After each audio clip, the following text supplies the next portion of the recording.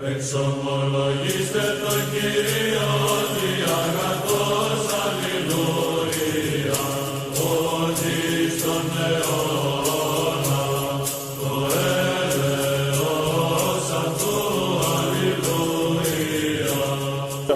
Muhammad was an Arab man. He lived Arabic cultures. Your hadith embody Arabic cultures that Muslims around the world now imitate, and that is Arabization. That is very true. Thank you. However, they only follow him in religious matters, not in cultural matters. Right. Because he's a prophet, right? Yeah. Anything that's to do with the religion, that's what they follow. They don't follow anything to do with his culture. Is Muhammad the best example in all things? Is he the best example in all things? For the religion. About how to dress? Not really. So, Who would say so that? to be Muslims in this park say that. Go and ask them. Go and ask them. Okay. I've debated them for 6 what did Muhammad years. himself say? He said, "Do not praise me as the Christians have praised Jesus." He said, "Do not praise me as." So if you find Muslims praising Muhammad and saying he's the best example to dress, he's the best example. No, Muslims follow the Prophet in religious matters, nothing to do with cultural matters. The Prophet is not teaching you to become Arab. He's teaching you how to worship God. He's teaching you in religious matters. Nothing to do with his race. Okay, the language, what the Quran was sent in Arabic. They do have to learn Arabic, Right. But that's it. But here's your problem. Here's your problem. Okay. Because the Quran also says that Allah sends to message. Allah will not have a people without sending a messenger to them in their own language. So Muhammad is not the messenger. Muhammad is not the messenger to the Saxons, because he didn't come to us speaking our own language. Okay, but I'm talking about before him. No, right. The Quran says that Allah will send to every people a messenger. He said Shall we look it up? Shall we look it up? He said, Yeah. never. Yeah. Okay, so he's talking about the past tense. Like I've never sent to a people except the Prophet. Let's look it up. Language. Let's look it up. Let's look it up. No. I'm saying he's the final prophet. Okay. Yeah, he is. In other words, Muhammad is an exception. That's what he's saying. In other words, Allah says, "I used to do this all the time, but now I've changed my mind." You need to understand something as well. Now I've changed my mind. Why? 600 years Wait a second. after Jesus. Wait a second. 600, that's not a long time. Why? Wait a second. Not a long time. Why Arabic and not English? If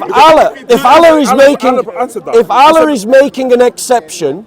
An exception? Yeah, because listen, you're not listening, Joe. Listen, right? Allah says in the Quran that in the past He used to send messengers in their own language, but now all of a sudden He's had a better idea because the previous idea wasn't working.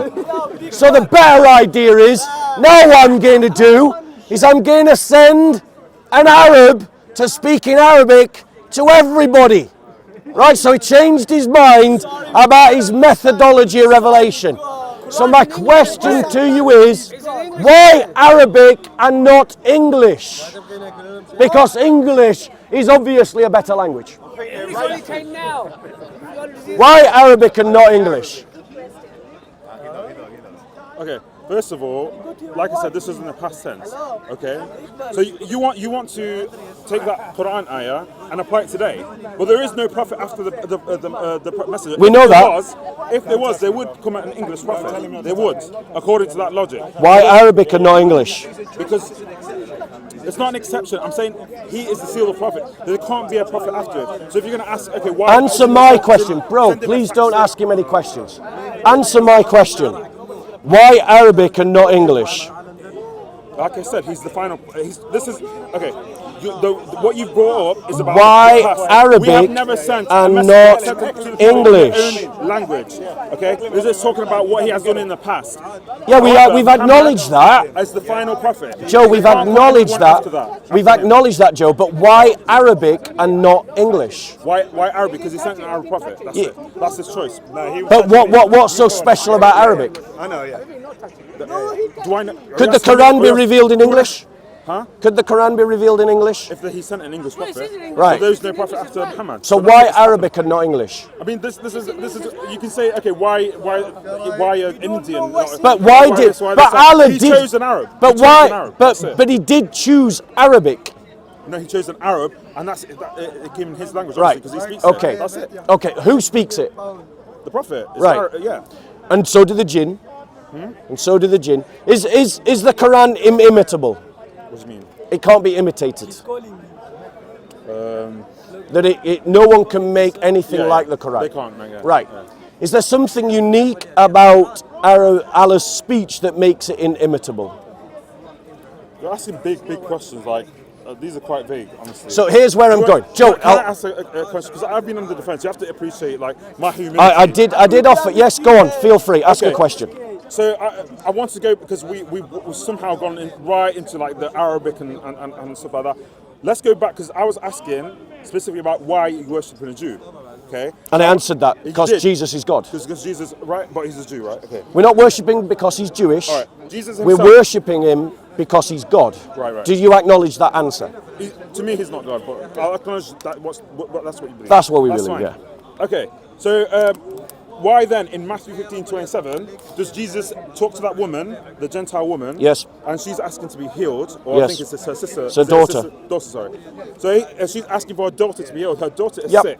Right, but her daughter is a Gentile. They are Gentiles. Yes. And he's saying, I didn't come for you. I came for the sheep of Israel. Came for the lost sheep of the house of Lost sheep Israel. of Israel. So he did not. He only came for the Jews. Jesus only came for the Jews. Yep. That's what he said. Yes. And then she answered him, "Don't even the dogs Eat the dogs crumbs from under her table. Okay. From under their master's Hang table. on. So she Just helping you with the verse. That's fine. All right. So she's saying, don't even the dogs eat Yeah. from their master's the crumbs of their master's table. So Yeah. Okay. So and who's she referring to here? Their master is who? The Jews. Yeah. Right.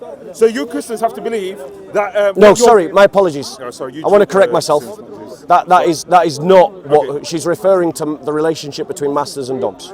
Okay. Masters She's and not dogs. referring to Jews and Gentiles. Okay. Then how does that make sense? Right.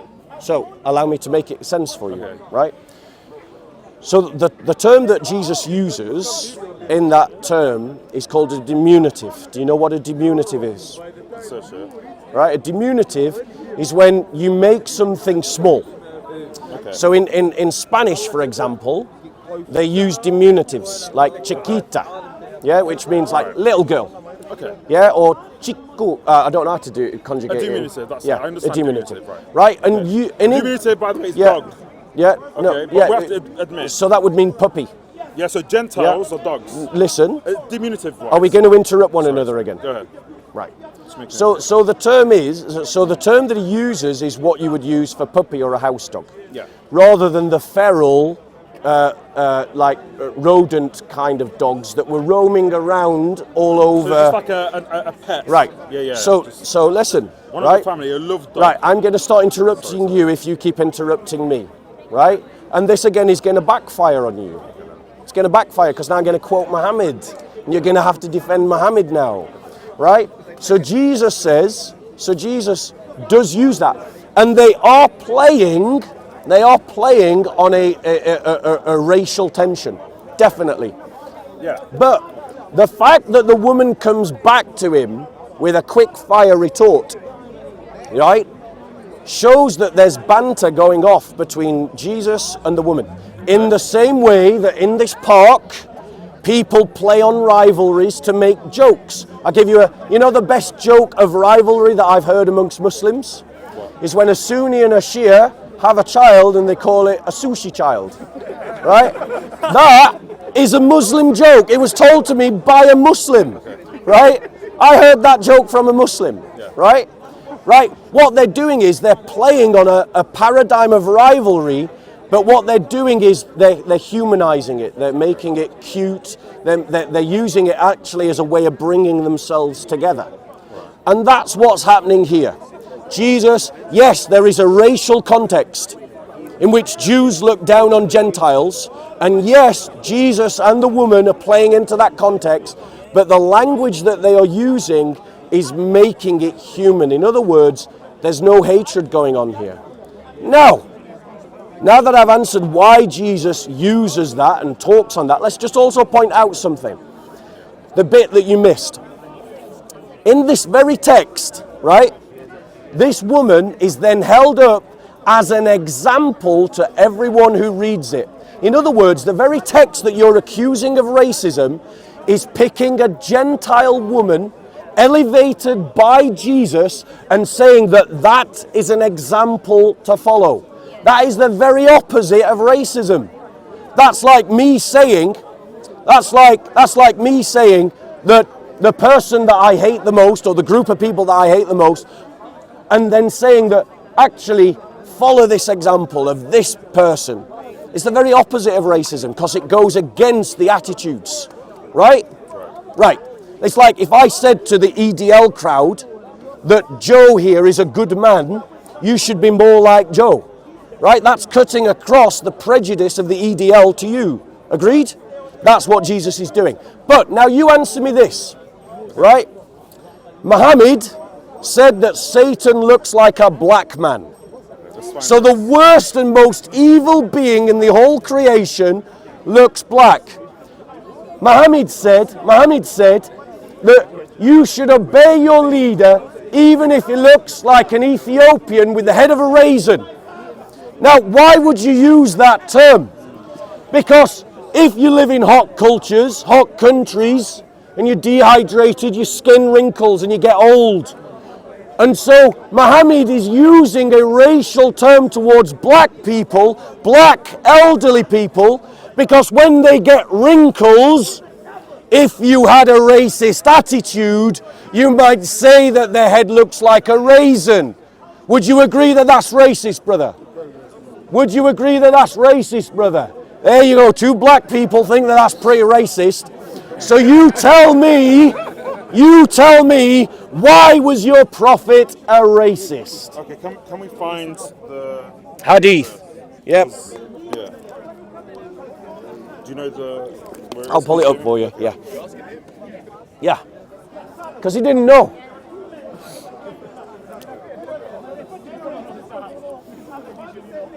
Right. I'll pull it up for you.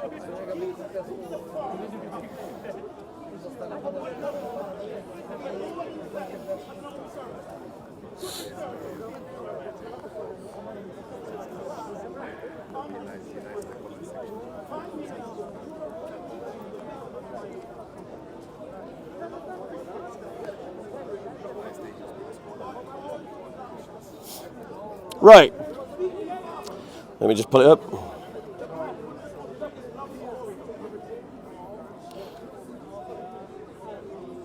Right, here it is. Yep, of course I did. Sahih al-Bukhari 7142. Or, for those of you using a different book system, Book 93, Hadith 6, or Volume 9, Book 89, Hadith 256. You can find it on sunnah.com, and its grade, let me see if I can find its grade for you. Well, it's Sahih because it's in Sahih al-Bukhari. Right, here's what it says. Allah's messenger said, you should listen to and obey your ruler, even if he was black, even if he was a black slave whose head looks like a raisin. Okay. So first of all, can I answer now? Yeah, go on. Okay. So you brought two hadiths. You brought one about. I brought one hadith. Oh yes, I did bring two. If you want to know what Satan looks like, he looks like a rugged black man. Okay, he didn't say rugged black man, did he? He does. Where did it say that? I'll find it for you. Okay, but no, it's there. There comes to sit with you a black man with long flowing hair and ruddy cheeks. So he's saying, and if you want to see what Satan looks like, look at this man. However, was he black? Yes. However, there you go. However, he was talking about his hypocrisy. He's describing. No, he's describing. It's not what race. the hadith says. No, it is. It's not to do with race. Where does it say his hypocrisy in the hadith? He's identifying him as a black man. Shall I find the hadith and read it to everybody to show it doesn't say what you're saying? No, because it's about he carries. Shall I read the hadith? That's what it says. His heart is more gross than a donkey's. His heart. It's talking about this black man. Nothing to do with his race, by the way. Yeah. His heart is more gross. It's just to identify him. His heart is more gross than a donkey's. He carries your words to hypocrites. So beware of him because of his hypocrisy. Yeah. That is, if you want to see Satan, Yeah. look at this man, not because of his race or color. The or text anything does like not. that. The text. That's the first one out. The text says no. It doesn't say that. We'll come back to it. You have to put, Deal with the second one. Let's deal with the second one. Yeah. Okay. So what was the second one? Let me just, So Sahih al-Bukhari Raisin head. 7142. Okay, this is okay. All right. So this one. It's going to use my logic now. Right. Watch. It's going to use my logic. Right. What's your logic first of all? You should have listened to my answer about the first of all, Canaanite okay. woman. I'm not sure. All right, listen. Yeah, you weren't listening. Okay, so about the raisin head. Yeah. Okay. First of all, Muhammad himself never uses racist terms, and he knows that the people at the time. Yeah. Okay. They obviously Arabs had slaves back then. Okay. They can remember. They say themselves, the Arabs. The Quran says you should feel you should remember that you was like polytheist and stuff like that, and Allah with His blessings, He blessed you with Islam and made you of good character and good conduct and stuff like that. Okay. So back then, Muhammad addressed these people that used to these people that with raisin heads. Yeah. He's saying even them, even those that you call raisin heads, even though if your leader was even that, then you should obey him. He's not saying if he was a black man. He's saying to what these people. So this was normal to them. This is the worst example to them. Right. Right. Is a raisin head. They had some of this ignorance. Right. Okay. He's saying to them. All he's saying to them is even that thing you refer to as beneath you, whatever it is, the most racist thing. Even according to the most racist today, thing. Yeah. Equivalent today. Like let's say. A prophet was sent to a group of people that regularly, first of all, they were polytheists, they had bad conduct and stuff like that. But God sent a messenger from within them, and they normalized saying the N-word, for example. Okay. Yeah. This is the equivalent of that. Okay. Yeah. And then yes. Thank you for acknowledging that. Good point. Even if your leader was this N-word that you refer to, yes, then you should obey him. Yes. That's all. Right. He's not saying. So right. to think about. He's saying even the one that you're referring to, like yeah, that. In you've just hung. You've hung yourself and you've hung your prophet. Go ahead. Right. Go ahead. Let me explain why. He's just acknowledged that the statement sits within the statement sits within a racial paradigm. Sits within a racial paradigm. It's essentially, as he said, that it would be the equivalent of you should listen and obey your ruler even if he was an N-word whose head looks like a raisin. Right? Now, ladies and gentlemen, if I said that as a Christian, if I said you should obey your church leader even if they're an N, would you call me a racist? Yes. You would, wouldn't you? No. If I said you should obey the bishop even if he was a P word, and I mean by that someone from Pakistan, would you say I was a racist? Okay. Right. But all of a sudden, would you say that I was a racist if I used that language? I would say you're a racist if you just said that out of the blue. However, that was not out of the blue. Right. Let's say these group of people were asking. Special pleading. Special pleading. Let's say these people were asking, even if our leader was an N-word, and you said yes, even if he was an N-word, that he's just referring to them. He's making them understand. There you go. Right. Do you hear the racism? To them, to their understanding. No, it's racist, bro. How? It's racist. He's speaking Your to them. prophet was a racist. No, he wasn't. Yes, he was. No. Right? So why did he say there's no superiority for an Arab and non-Arab? Where does that speech even come from? That is more. Where is it? Show me. Find me where that. Yeah, find me where that speech is. I'd like to know the source, and I'd like to know when that speech was written. Because here's the thing, right? In the very early Islam, there's evidence of the fact that non-Arabs had to fight for equality with Arabs. You see that in the way that hadiths are being massaged and changed to try and mold this idea that an African Muslim was as good as an Arab Muslim. But the echoes of Islamic racism still can be traced out and found. I've already quoted the Reliance of the Traveller, which says in black and white that an Arab Muslim woman can only marry an Arab Muslim man. And I will bring that next week if you don't believe me. I'll show you it. I'll also show you where it says in that book that you can marry prepubescent children. Says that in black and white as well. The fact of the matter is, in Islam, you have the superiority of Arabs encoded in the religion. And you see that in real life.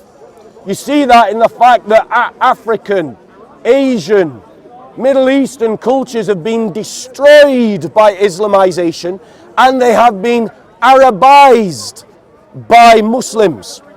Christians say that the best way to be an Ethiopian is not to copy the white man, not to copy the Jew, but to be the best Ethiopian you can be, according to Christian values and teaching. That the best way to be a Berber is to be the best Berber you can be, according to Christian values and teaching. But in Islam, the way that you embody the values of Islam is that you copy the practices of Muhammad directly. If he puts his shoe on in one way, you copy that. That's wrong. No, that's in your Sharia. First of all, you have to understand that that is in your Sharia. Yeah. First of all, is it or not? We follow the Prophet, but we will follow him in religious matters. So is it a religious matter on how you put your shoe on? No. If it was, then sure.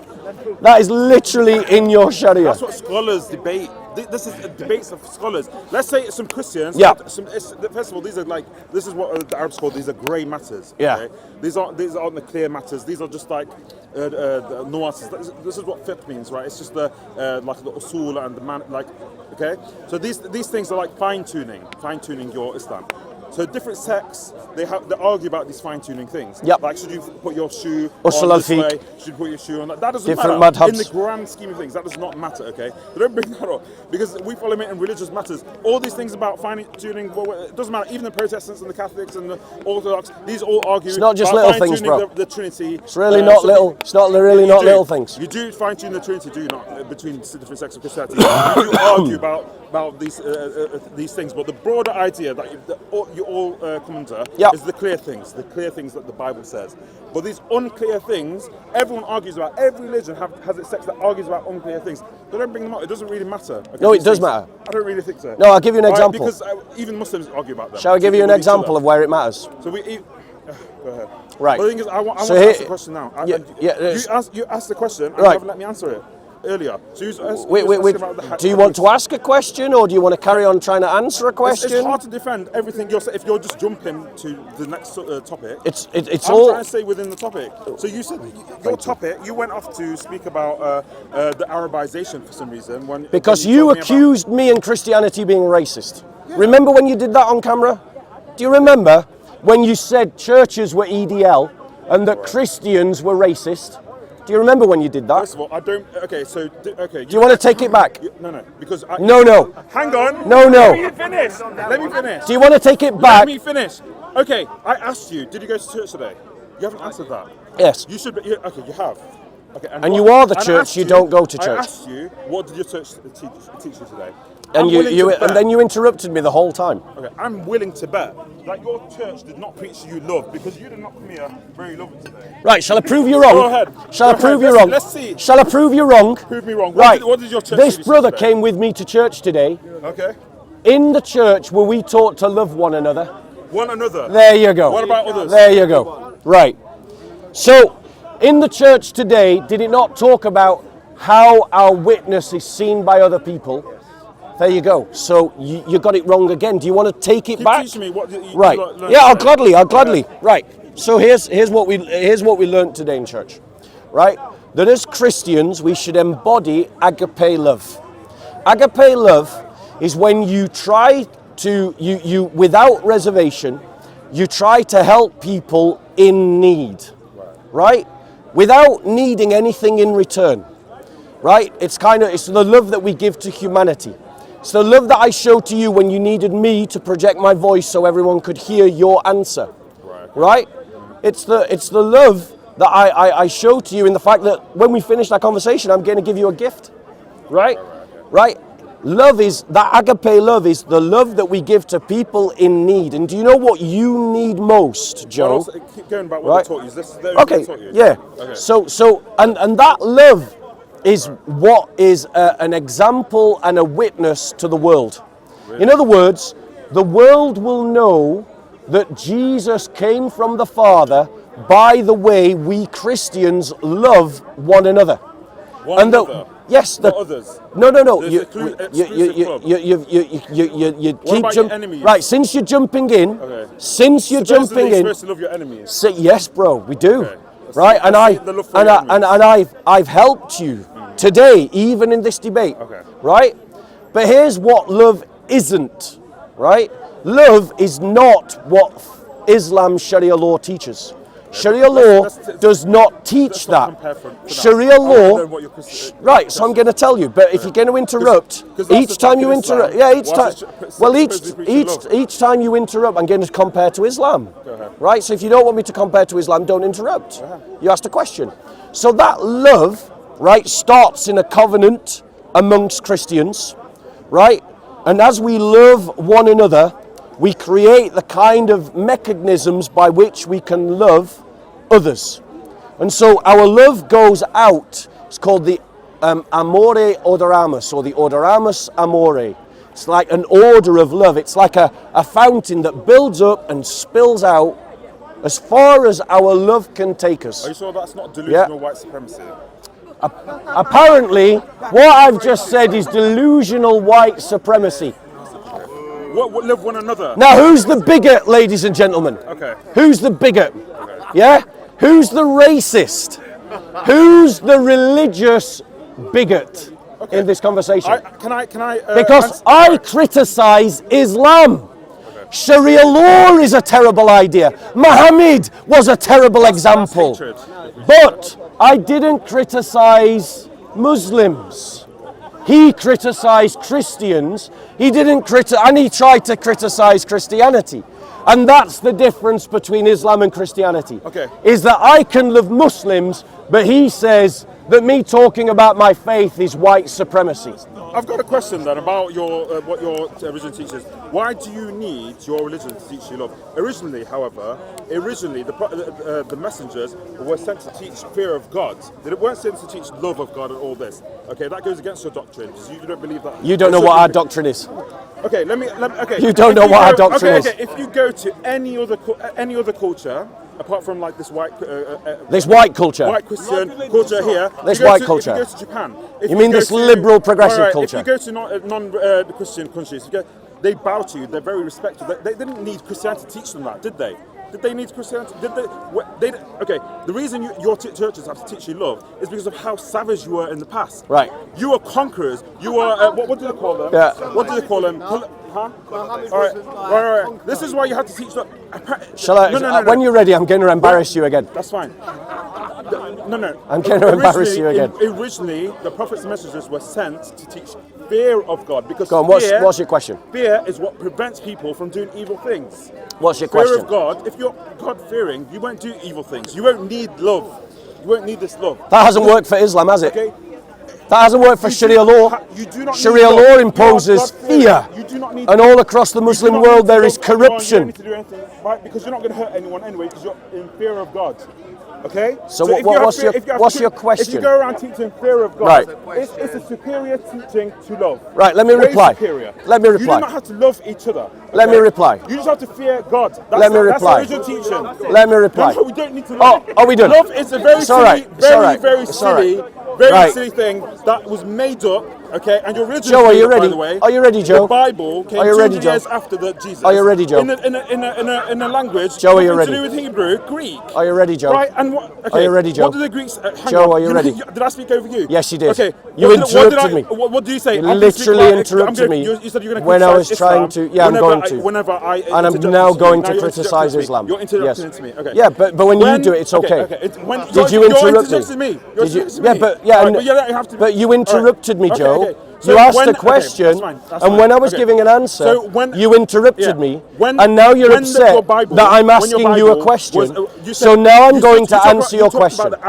His argument is, ladies and gentlemen, his argument is that fear is superior to love. So let's... If I leave in a second... Yeah, you're going to run away. No, you're going to run away. Over me. Oh, did you interrupt me? Did everyone hear him interrupt me? It's because he's speaking over me. You interrupted me. Did I say something after? You interrupted me. No, you interrupted me. When you reminded Joe, me. you're too excited. No, you interrupted me. No, I did. When you reminded you literally... No, you didn't. I'm reminding you that you're speaking over me. You literally didn't. You interrupted me. I'm reminding you. I'll tell you what. I'll do you this deal. I'll do you this deal. No. If the cameras show, if the cameras show in this segment that I have interrupted you in an unjustified way, next week I will apologise to your face. Are you willing to make the same offer? Are you willing to make the same offer? Are you willing to make the same offer? I remind you, Bob. Okay, I'll take that as a no. Gonna take that as a no. I'm just going to leave. Go on. Okay. Finish your fear point.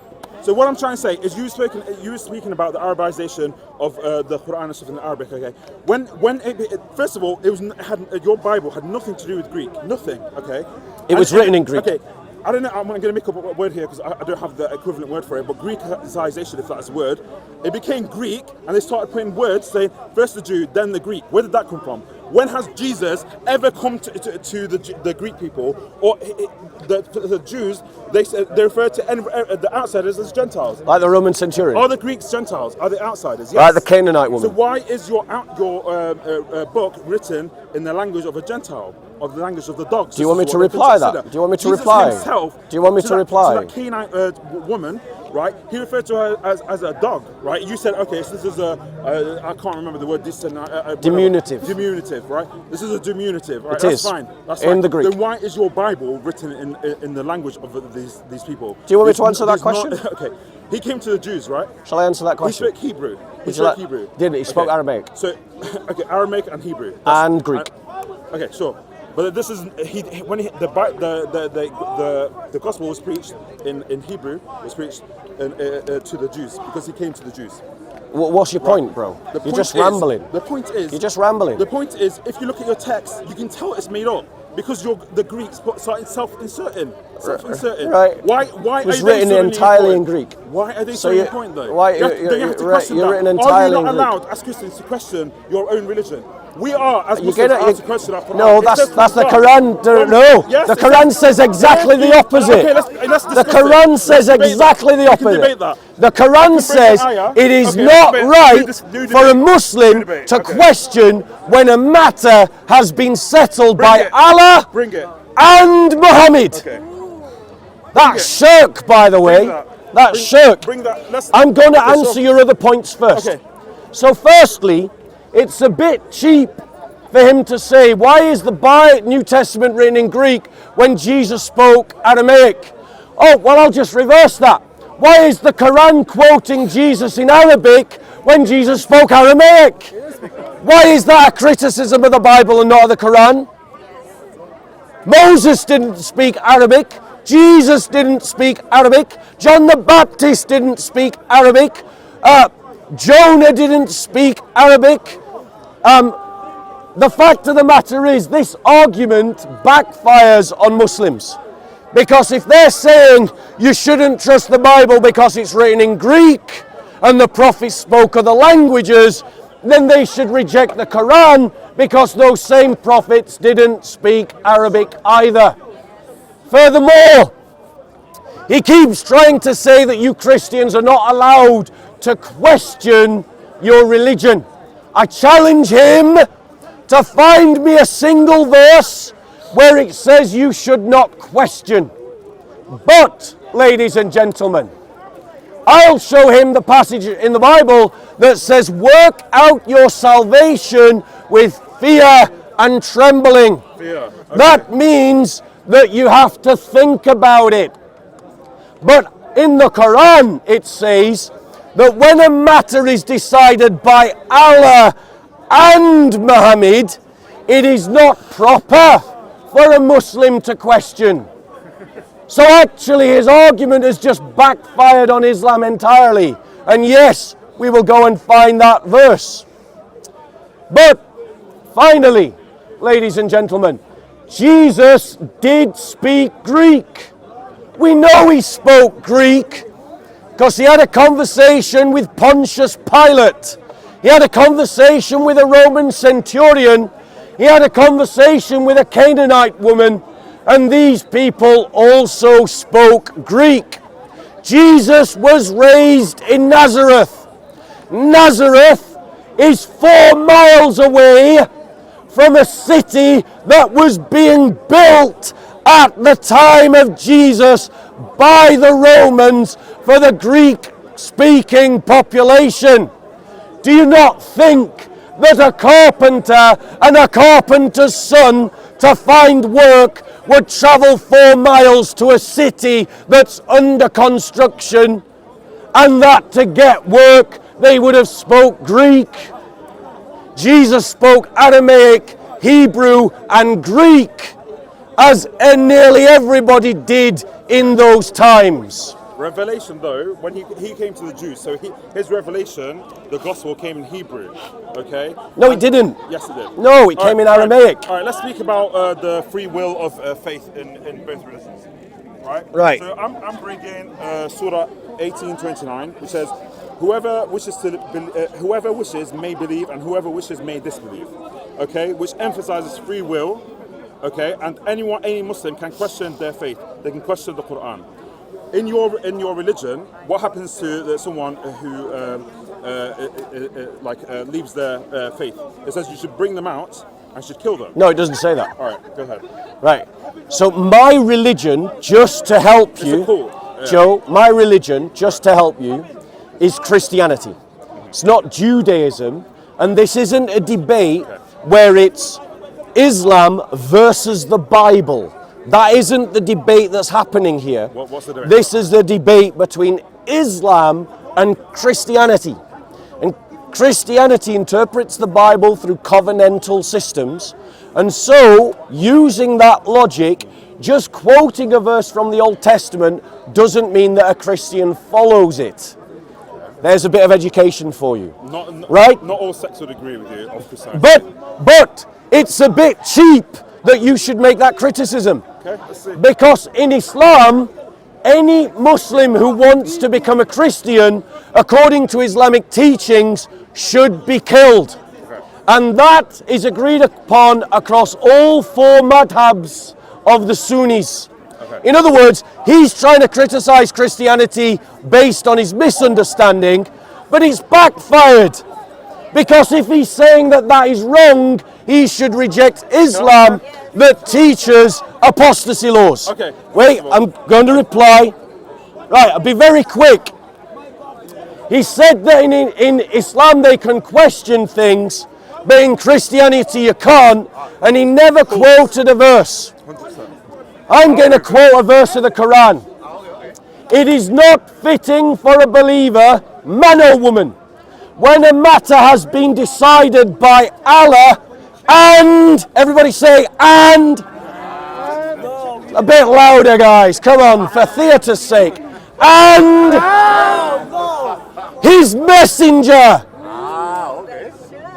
to have any option about their decision.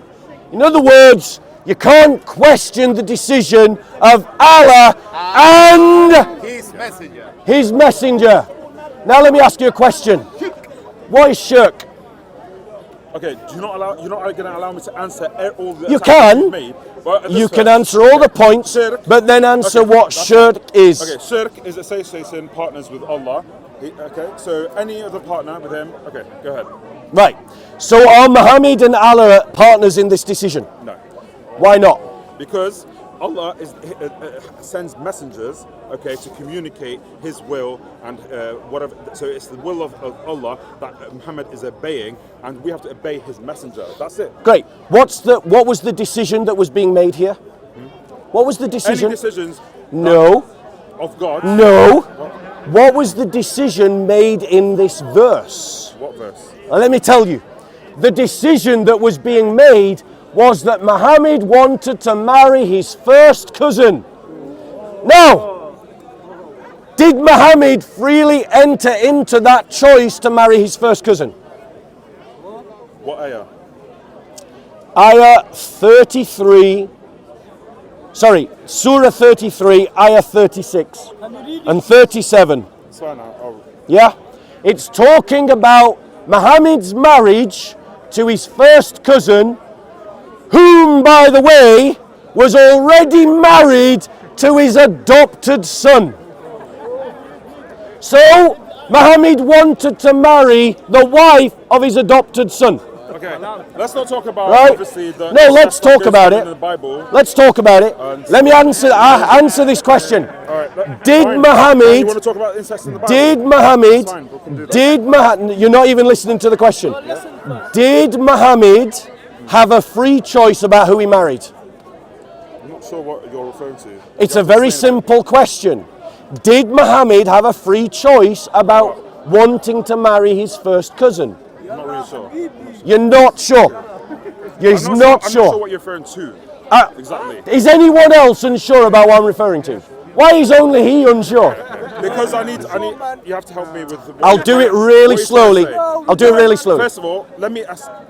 No. You understand faster. I'm going to. Okay. So yeah. you're talking about. Right. Muhammad. Okay. So you're saying about this ayah. Muhammad. Okay, I'm going to clarify. It is not for any believer, man or woman, when God and His Messenger has decided the matter. Correct. To have liberty of choice in this decision. That's Thank fine. you. So you can't question a decision by Muhammad and faith. Allah. No, if you question the faith, you can't question it. Question the faith. You can't question it. Are we agreed? You can't question it. It's about the believer. Yeah. The believer. You can't question it. No. It's not about not questioning Look, it. bro, you're just embarrassing yourself on camera. Can I explain? This is talking about the believer. It is not for any believer to question a decision that is made by question, Allah and Muhammad. Whoever wishes to believe, they can believe, and whoever wishes to disbelieve, they can disbelieve. Yeah, so, that's not not the argument I'm making. This is talking about the believer. You're arguing. You're arguing a different. You're arguing against something I didn't say. I don't know. You keep going off on tangents. Because you don't listen. Right, can we focus on the Joe, matter at hand? you don't listen. Can we focus on the matter at hand? The matter at hand. You asked me to bring this verse. And the verse is about the fact that Muhammad wanted to marry his first cousin. We need to bring them to scholars because these nuances. Oh, suddenly he doesn't want to talk about it. I don't really. Answer the question. It's not very was Muhammad forced to marry his first cousin? This is very silly. Was Muhammad forced to marry his first cousin? Did Allah make Muhammad marry his first cousin? Do not come to me about these matters. I know, I am coming to you. You stood right there, you're debating me. You interrupted my conversation. What we are debating and is the freedom you told me to bring up this passage. To believe or disbelieve. Right, and I've brought that question. In the religion. Right, okay. And I want you to answer the question. Was Muhammad... Because remember, we're talking about free will. Was Muhammad forced to marry his first cousin? You're not sure. I don't know the context of this. I don't know the context of this. So if he was forced, does that mean that he didn't have a choice? Bob, listen, can we focus We're talking about... We are! No, we're not. We're talking about free will. Right. We're talking about whether Muhammad had free will to marry his first cousin, which, by the way, is why Muslims think it's permissible to marry their first cousins, and it's why in Birmingham and Bradford there are huge numbers of children born with genetic disabilities precisely because of Sharia law. Huge tangent. That is a huge tangent. Then answer the question I asked you. Keep going on tangents. We're talking about free will. It's very difficult. Did Muhammad have free will to choose whether he married his first cousin or not? What's hard about this question? Because you're going off on a tangent. We're talking about free will. I'm asking if Muhammad had free will to marry his first cousin. How am I not on topic? And bring me the context of this, because here's the context. I think it's silly, and I don't want to go too into. Here's the context. This is what scholars Here's the context. Right. Muhammad had an adopted son. Muhammad's adopted son was married to his first cousin. Muhammad found his first cousin attractive and wanted to marry his first cousin, but he couldn't because she was married to his adopted son.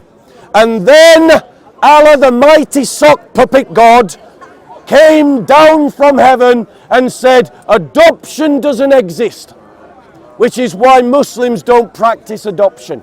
Meaning that now Muhammad could marry his first cousin so long as his adopted son divorced her. Right, first of all, is this a religious His matter? adopted son Right, found out that Muhammad wanted to marry his first cousin and said, I'll divorce her, we're not happy anyway. So they divorced, and then Muhammad married his first cousin. Now I've explained the context, let me ask the question again. Did Muhammad have free will in making a choice to marry his first cousin, because we're talking about free will of the believers and Muhammad is the best of the believers? Answer the question. Anyone here really cares or understands about what you're saying? Put your hand up if you care. Lots of people. Individually, explain what he's trying to say. Go ahead. Go ahead. Oh, yeah, okay. I'm talking to you. I'm talking to you. Stop running. No one understands what you're saying. Answer the question. Stop running and answer the question. And understands what you're trying to say. Right. Rob, stop. I'm telling you to stop. Go on, Joe. Because you don't even understand what you're trying to say. You're trying. No, I do. You're reaching for some propaganda against the prophet. I do. You're trying to make I'm asking you a question. Bro, listen. Did Muhammad have a free choice to marry his first cousin? Researching as you were speaking. Yeah, what did you find? No, it's so far-fetched what you're trying to say. It's so far-fetched. What's far-fetched about it? What's far-fetched? I don't know. What's far-fetched? You're just being vague about everything. Did anyone think I was vague? Honestly, it's hard to understand. You're not being very clear. You're running, Listen, Joe. no, You're running. You're running because you don't have an answer and you're scared of the answer. You're scared of the answer. We are talking about the actual problem using Muhammad as an example. If you want to go. Right? Yeah, go on. Bye-bye. You're tiring me. You can run if you want to. It's fine. The question still stands. Did Muhammad have free will? Right, answer. Okay, go on. He's going to answer the question about whether Muhammad had free will to marry his first cousin. I am going to shut up and I'm going to let him answer. No, because that question I don't understand. I don't particularly understand. And I don't think anyone here understands it either. Did you understand the question? Go ahead, repeat what you said. Did you understand the question? Does he have free will? Did you understand the question? Did you understand the question? Does he have free will to marry his cousin? Well, what kind of question is that? Well, answer the question. Everybody understands it except you. I'll only answer questions that are relevant to the topic. Oh, is the topic about free will? Yes. Are we asking a question about free will? Yes. Is the question on topic? Yes. Thank you. No. I don't really understand I need to see the relevancy for me to even be interested in this. You're looking like a fool, Joe. Oh, that's fine. You're looking like a fool, Joe. No, you're making yourself look like a fool. You've just confused people, and you're Who's confused? You're confused. Even the Muslims don't put their hands You up. guys are happy with this question. No Muslim put their hand up. No Muslim put their hand up. Go enjoy yourself. If you're happy with this question, you're all smiling. I am happy with this question. Smiling like it's the most amazing question. Because you're looking silly, Joe. Have you been drinking? Is that your go-to thing? Have you been cheating on your wife in a secret hotel marriage? Do you want to turn this into just entertainment, or if you're not going to take it seriously? You're being entertaining. Are you going to take it seriously? So answer the question. Listen, silly questions. I don't want to answer. What's silly about the question? It's very silly. Why is it silly? Because I don't know what your angle is really. Right. I really Here's the angle. Because it's like asking, does this? I'm going to help you. Do you have free will? Do you have free will? Like, I am going to help you. It's not interesting. Going to help it's you. It's not very interesting. Here's my angle. I'm sorry, Here's my angle. Keep it relevant. Here's my angle. What is the topic? Here's my angle. Bob, I want to know, are you in your head? The free will of the believers. No. Okay. That is what we're talking about. That is what we're talking about. He's going to try and change the topic now. About apostasy in the Bible. No. I showed you. It was talking in the Quran. It was talking about the freedom of choice. You brought me this criticism. Yes. Apparently, which is about free will. You have no matters in the decision. That's correct. Correct. Do you believe that? That's for believers. Do you believe that? Yeah, that's for believers. So they don't have free will. No, so they don't have free will. This is the decisions. This is the leadership. Yeah. So once you've given your allegiance, your pledge of allegiance. We've already dealt with apostasy because you referenced the Old Testament. I said that the Old Testament, I said that it was about Christianity versus Islam, not Islam versus the Bible. And then, no, we're not running away. Did he say that Answer himself? the question. And what happens to the apostasy in Answer the Christianity? question. They are killed. No, where in the New Where's the Testament? equivalent of that? Where in the New You Testament said- does you it say stated that? Show me in the New Testament. If a Muslim becomes Christian, Show he me said in the New if a Muslim Testament. becomes Christian, he should be killed according to our religion. No, Okay. yes, and that is Right, exactly that's what false. his religion teaches. That's false. Okay, and I'll prove Really? you Right, wrong. I'm gonna show him that he's lying to you Really, 'cause you by keep saying so quoting wrong. Are you guys sick Hadith, of him just keep Sahih speaking Bukhari, to me? or He's not Sahih allowing me to Muslim. speak, He's tiring me. You're interrupting all the time, You're Joe. tiring me. Are you gonna allow? Joe, you're interrupting all the time. Allow me to speak. Answer the You're tiring question, me. Joe. You're If tiring you're me. getting not- tired, go and you take a keep- coffee even when I break. speak, you keep Yeah, interrupting. but that's what you're doing, Joe, but it's okay when you do Can you it. stop interrupting me? Then don't interrupt me, Joe. Shall we do timed? Would you like timed? Where you get 2 minutes Listen, and don't I want it get to be 2 minutes. complicated. I want it to be very simple. Right, well, Okay, don't interrupt when listen I'm talking, and it will be just don't simple. complicate things. Listen, Right. Listen to me. We've already dealt with the apostasy thing. No, we haven't. Yes, we have. Okay. What did I say in reply to You your said statement? that if a Muslim becomes Christian, that he should be killed. That is what Islam Okay, teaches. this was a hadith, right? I'm not denying it. This hadith does exist, and it is. Thank sahih. you. It is authentic. Thank you, it is authentic. However, in the matter of the hadith, the Quran came down at different times. Okay, do you admit that? Did the Quran come out? It's irrelevant to the argument. No, listen. It's irrelevant to did the Quran argument. I've just said yes, but it's irrelevant to the argument. Calm down for a second. You Okay. calm down, Joe. Please calm down for a No, second. you calm down, Joe. Calm down for a second. I do this all the time, Joe. I'm not exasperated. I'm not even allowed to speak in this. Oh my lord. Okay, so the Quran came down in different times, so it didn't all come at once. During the time of that hadith, it was an early revelation, and then an ayah in the Quran came down. What did it say? La ikraha fi din. La ikraha fi din. There is no compulsion in religion. So this came way after. This abrogates that hadith. But you have no abrogation in your religion for the. First of all, Jesus came by the sword. That is compulsion. So he went around to people, and they compulsed people to convert to Christianity. We see that in the Philippines. The Philippines is originally a Muslim. How did Islam spread in the Philippines? It spread through the traders. And what happened? The Spanish came and they did the Crusades and they forced them all into Christianity. Why? Because your Bible teaches that Jesus came with a sword, and if you leave Christianity, that's it. That Bible teaches that the apostles about that. Okay, let's stay relevant to this topic, please. Right. And don't speak too badly about my prophet, because if you keep doing that, you're going to tie me, and I don't want to. I'll just have to leave. Please, we know you don't want to hear the truth, man. You don't want to hear the truth, man. Right. You guys don't even know what he's saying, honestly. That's just you projecting, bro. That's you projecting onto other people. I'm 100% sure that most people here Right. know what you're trying to. So let me reply to the point. Firstly, because he didn't listen to the first time I said this, I've got to repeat myself. This is not a debate between Islam and the Bible. This is a debate between Islam and Christianity, which means that if you're going to talk about the Bible, you have to read the Bible as Christians read it.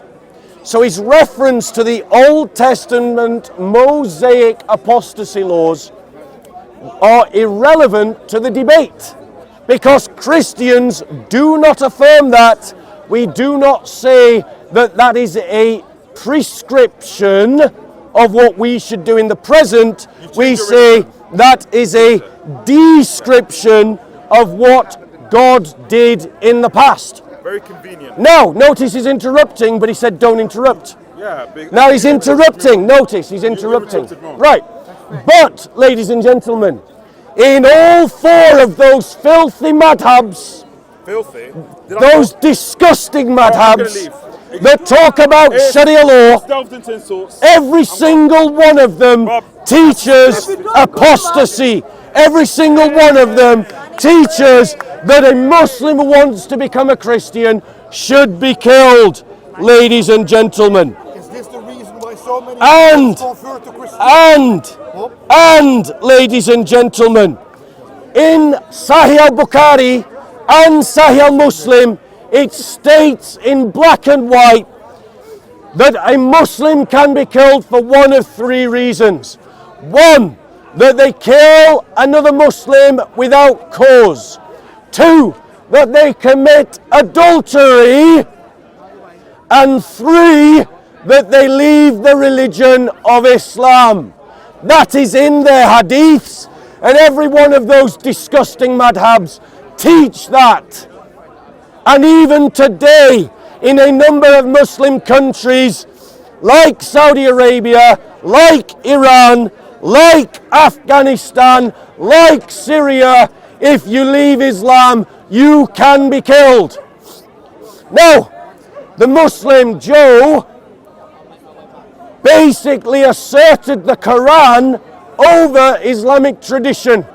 And I want to give him a round of applause, because he's better than his madhabs, he's better than his prophet, and he's better than his sunnah, because he made an argument for freedom of religion, and I agree with it. But I guarantee if he'd been here, he would have ended up defending the apostasy laws under Islam. Do not be fooled by apologetics that play on your ignorance. The reality is, Sharia law is a danger to every Christian around the world. And therefore, because we are called to love one another, and love means protecting people from dangers, every Christian must oppose Sharia law wherever it is in the world, until it isn't even practiced in Mecca and Medina itself. Thank you very much, ladies and gentlemen. God bless. Have a good day.